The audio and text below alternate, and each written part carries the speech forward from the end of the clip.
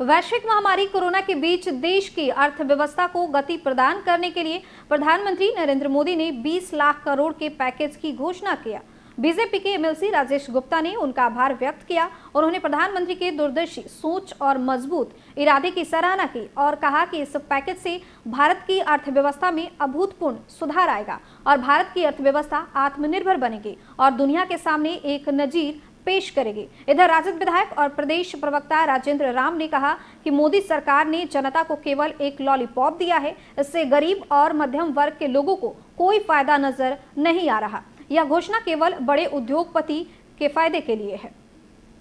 20 लाख तक के उद्योग को ही इसमें सूक्ष्म में माना जाता था, अब उसको बढ़ा करके 2 करोड़ किया।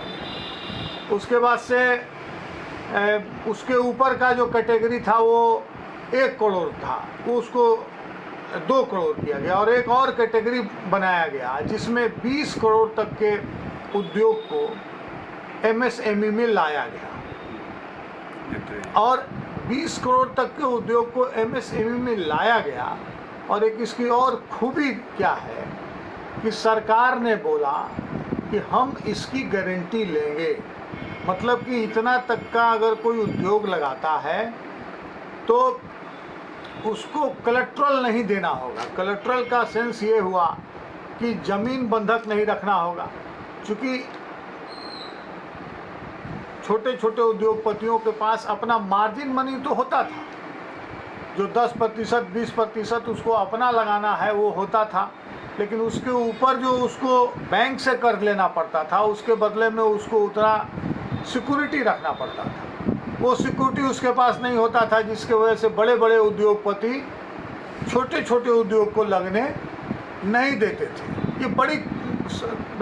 समझने की बात है